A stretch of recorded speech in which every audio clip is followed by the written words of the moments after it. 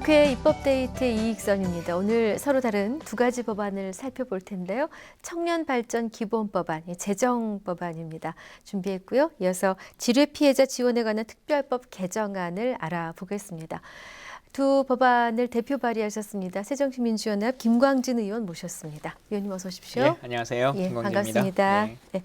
청년 비례대표로 등원하신 의원님께는 참 뜻깊은 법안일 것 같은데요. 예. 예, 청년발전기본법안 재정안으로 내셨습니다. 예. 내시기까지의 그 입법 배경, 취지 함께 말씀해 주시죠.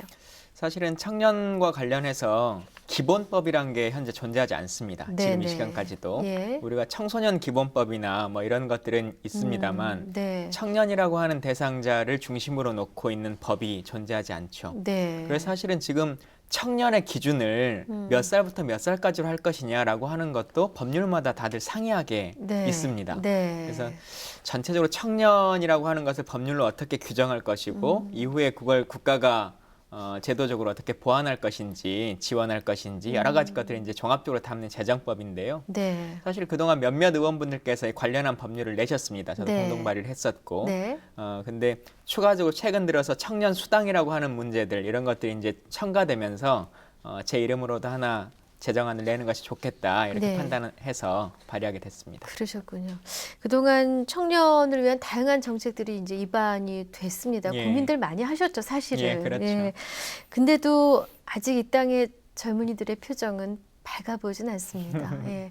도대체 왜 그런지 원인을 좀 짚어봤으면 좋겠고요. 청년을 위한 다양한 정책들이 좀 실효성을 갖기 위해서는 뭘 해야 되는지, 어떻게 해야 되는지에 대한 의원님의 예. 견해도 듣고 싶습니다. 사실 뭐 우리만의 문제는 아니고 전 세계가 비슷하게 안고 있는 문제인 것 같습니다. 근데 특별히 지금 대한민국이 더 심각한 위기가 초래되는 것은 아시는 것처럼 이제 급성장을 하게 되면서 소위 이제 전후 세대 분들 네. 그리고 급성장기를 거쳤던 지금 486 분들 그리고 지금 이제 미래 세대를 이끌어 나가야 될 세대들 간의 네. 격차가 훨씬 더 일반 나라들에 비하면 커진 것이죠.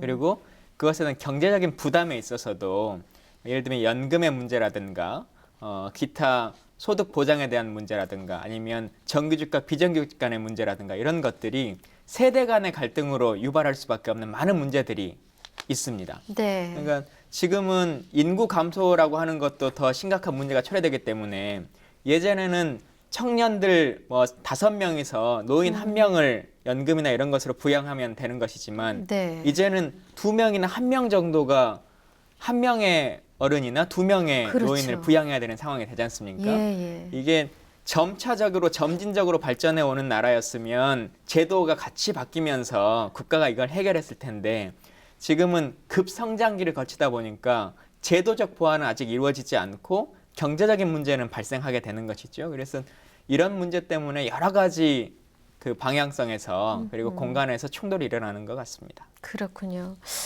자, 이제 이 청년발전기본법안이 재정법안이기 예. 때문에 내용도 방대할 것이고 예. 또 공청회를 포함해서 여러 가지 또 수반되는 일들도 많았을 텐데 예.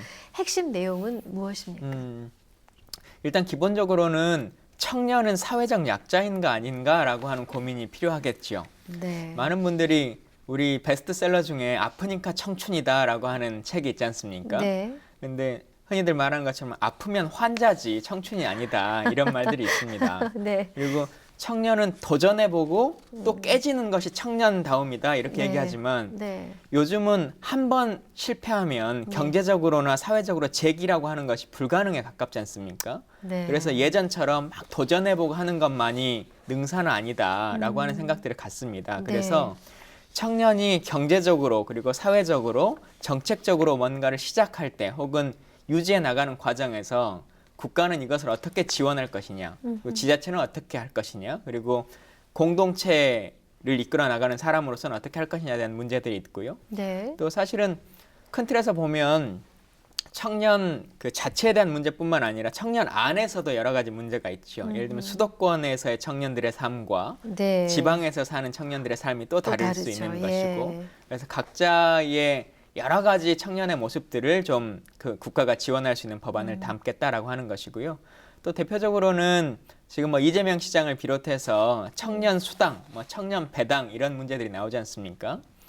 박근혜 대통령이 취임하시고 그 노인 기초연금이라고 하는 네네. 제도를 만들어내셨죠. 노인들의 그 기본적인 생활을 보장하기 위해서. 마찬가지로 청년들도 지금은 사회적 약자로서 그리고 사회 진입함에 있어서 워낙 경제적으로 힘든 88만 원 세대의 삶을 살아가기 때문에 네. 이것을 국가가 일정 정도는 지원하고 또 새로운 도전을 할 수 있을 만큼의 지원도 하는 것, 그 휴식기나 공백기에도 지원할 수 있는 것, 이런 것들을 좀 제도적으로 갖춰주자라고 하는 법입니다. 네, 마중물을 좀 대주자 이런 예. 의미신 것 같습니다.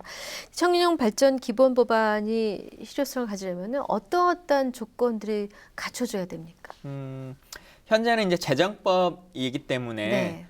많은 부분은 시행령으로 저희가 좀 위임을 해놓은 상태에 있습니다. 네. 그러나 지금 19대 국회에서 이 법이 통과될 수 있을지 없을지 지금 모르는 상황이긴 한데 네. 임기가 남지 않아서 예. 다만 앞서 말씀드린 것처럼 지금 청소년이든 노인이든 뭐 장애인이든 이런 분들에 대해서는 기본적으로 기본법이라고 하는 것이 만들어져 있습니다만 네. 우리 사회가 청년에 대한 문제, 대통령께서도 지난번 그 연두 연설에서 청년이란 말씀을 32번이나 본회의장에서 하셨거든요. 네, 맞습니다. 그럴 정도로 청년 세대에 대한 문제나 미래 세대에 대한 고민들이 많이 있고 이게 대한민국의 사회적 문제입니다. 네. 이걸 같이 국회와 정부가 같이 고민하기 위해서는 최소한의 기본법이라도 만들어져야 된다. 그래서 얼마 남지 않은 임기지만 19대 국회에 최소한의 법이 좀 통과됐으면 좋겠다는 생각입니다. 네.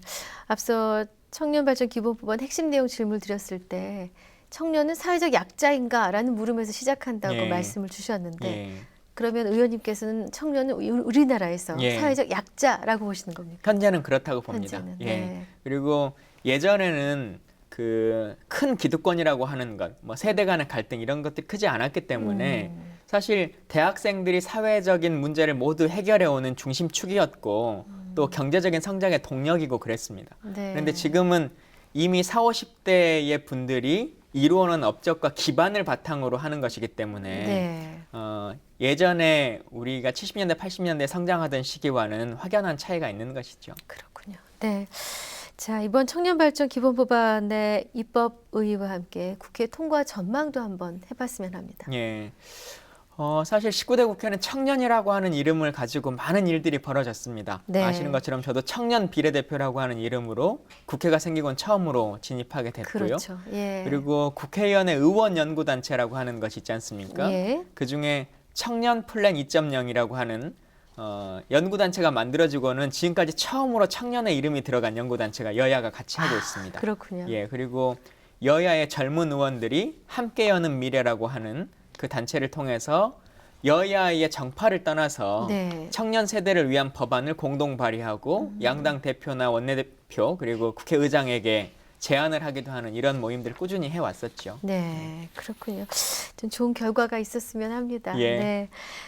다음 내용이 이제 지뢰 피해자 지원에 관한 법률 개정안입니다. 예. 왜 개정안을 내게 되셨습니까? 사실은 지뢰 피해자 보호법은 저보다는 새누리당의 한기호 의원께서 참 많이 노력하신 법입니다. 예. 그래서 19대 초기에 이 법이 이제 만들어져서 시행을 하려고 보는데 발생한 문제 중에 하나가 우리나라는 이제 국가가 보상이나 배상을 하는 경우에 있어서 네. 호프만 계수라고 하는 것을 통해서 배상하도록 됩니다. 네. 이걸 어떻게 이해하시면 쉽냐면요. 잘 아시는 것처럼 우리 위안부 할머니들 네. 문제가 발생했을 때 일본이 보상금을 뭐 10불 주겠다, 뭐 1불 주겠다, 뭐 이래가지고 문제가 된 적이 있지 않습니까? 네. 우리 정부도 마찬가지인데 현재 계산법으로 치면 당시의 임금 기준을 가지고 네. 책정하도록 되어 있습니다. 그러니까 지뢰 피해를 1950년에 1960년대에 당했으면 그때 급여가 해봐야 뭐 1전, 10원 뭐 이렇게 되어 있을 거 아니겠습니까? 네. 그렇기 때문에 그걸 30년 곱해봐야 뭐 몇만 원도 채 이루지 못하는 네. 것이 되는 것이죠. 그렇군요. 그래서 이걸 좀 현실화시키자라고 하는 법률이고 기재부에서는 2천만 원 정도까지가 가능하겠다라고 하는 내용이었는데 네. 제가 이제 발의하고 또 네. 많은 주민들이 요구했던 것은 법정 최저임금에 기준해서 네. 이것을 좀 책정하는 것이 합리적인 것이 아니냐 이 논쟁이 있었고 제가 이제 발의한 법안은 그런 내용입니다. 그렇군요. 지금 개정안 내용을 여쭤보려고 한 건데 그러면 호프만 계수를 따르던 그 원칙을 빼고 예, 현실에 맞게 바꾸자라는 게 그렇죠. 이번 내용의 예. 핵심이 되겠군요. 이제 현실에 맞게라고 하는 것이 어디에 기준하는 거냐에 그러네요. 따라서 참 다르겠죠. 모호하잖아요. 예, 예를 들면 예. 저 같은 경우는 최저임금에 맞춰서 네. 책정하자라고 하는 것이고 또 사실 이제 한기호 의원님도 또 법을 하나 내셨는데 네네. 한기호 의원님은 일괄로 최저로 지급하는 금액을 정하자라고 하는 거예요. 그러니까 뭐 80년대나 90년대에 피해가 있었으면 급여가 좀 높을 거 아니겠습니까? 그렇죠. 그래서 그런 분들은 몇 천만 원 이상이 나오기도 하고 몇 억이 나오기도 하는데 그렇죠. 훨씬 오래전에 다쳤던 분들이 책정해봐야 뭐 30만 원 이렇게 나오는 거예요. 고통받은 기간은 더 긴데. 더 긴데. 그래서 예. 최저 얼마까지는 보장하자라고 아. 하는 것으로 이제 법안을 내시기도 했고 네. 그 논의가 있었습니다. 그러셨군요.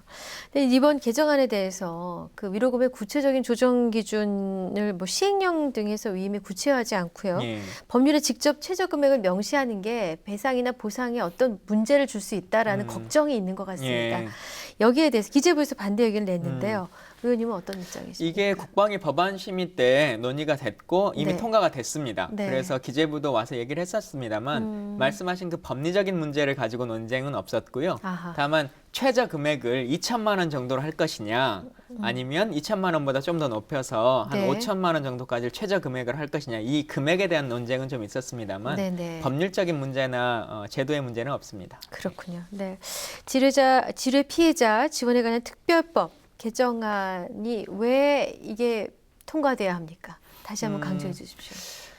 사실은 이제 지뢰라고 하는 것이 개인이 묻은 게 아니지 않습니까? 당연하죠. 예, 6.25 전쟁 중에 묻었거나 아니면 이후에 우리가 전쟁의 목적을 위해서 묻었습니다. 네. 그런데 국가가 이것을 제대로 관리하지 못하고 또 유실되는 많은 것들로 인해서 민간인이 피해를 입은 것이거든요. 네, 네. 당연히 국가가 책임져야 되는 문제입니다. 네. 그래서 이것을 늦었지만 지금이라도 그에 따른 적절한 배상이나 보상을 하는 것이 합당한 일이고 네. 국가의 책임이다 이렇게 말씀드립니다. 네, 네.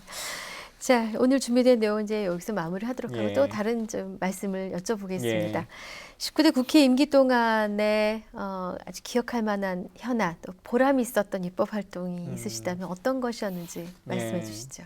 4년의 시간이 참 빨리 지나간 것 같습니다. 네. 제가 국방위만 4년을 쭉 했었는데요. 네.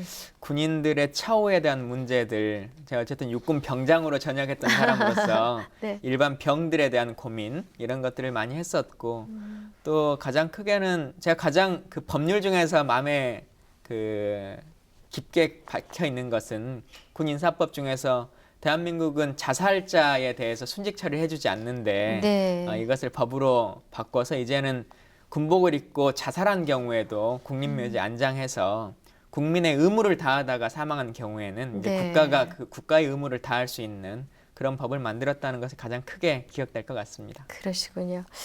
자, 이제 남은 임기가 얼마 남지 않았습니다. 예. 마무리 짓고자 하는 현안이 있으신지 혹은 또 새로운 입법 계획이 있으신지 예. 앞으로의 계획에 대해서 예. 말씀해 주시죠. 사실은 제가 법을 꽤 많이 낸 의원 중에 하나인데 네. 선언적인 의미도 있고 또 정말 제가 느끼기에는 필요하다고 생각하는 것들이 있었습니다만 네. 다 통과되지 못했습니다. 네. 그래서 남은 기간 할 수 있는 것들 최선을 다해보고 네. 또 20대 국회에 들어와서 네. 못 챙겼던 것들 네. 다시 새롭게 시작해서 잘 해보도록 하겠습니다. 앞으로의 계획까지도 잘 들었는데요. 또 열심히 입법 활동해 주시기 바라겠습니다. 예, 감사합니다. 예. 네, 입법데이트 오늘 새정치민주연합 김광진 의원과 함께했습니다. 시청해 주신 여러분 고맙습니다.